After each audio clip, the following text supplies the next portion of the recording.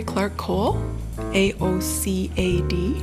I was originally born, in fact, in Victoria, BC. I spent most of my growing up years ultimately in Toronto, and I studied at the Ontario College of Art. Shortly after I was married, I moved to Muskoka with my husband, and we started a life here. So that was 1971. I gravitated to the metal shop instantly, and the logical thing was to choose the jewelry medium.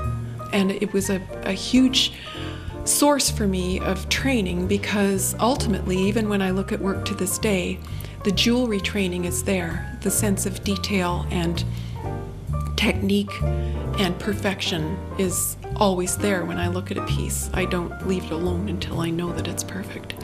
Starting with the smallest pieces, when you look at the flowers and some of the small figures, you can very strongly see the jewelry influence. When I'm doing a very large piece, such as the muskox, I always create a maquette, which is a small version of the soon-to-be large sculpture. And I work out all my research, everything goes into this piece, the small version. Sculptors either work from the outside in or the inside out, and I work from the inside out.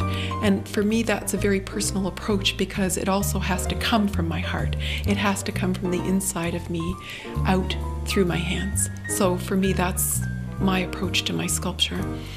Bringing out all the detail and all the jewelry-like things that I want to achieve in a large piece, so that every area of this large sculpture is a design statement in itself. Every piece is a beginning for me. When I start a sculpture, I have all the insecurities that every artist has, no matter what stage they are in their career. I find that the large pieces have had a huge impact in that people have noticed my work as a result of the large sculptures. Regardless of what I'm producing, I will always think in terms of my medium and what I want to say with it.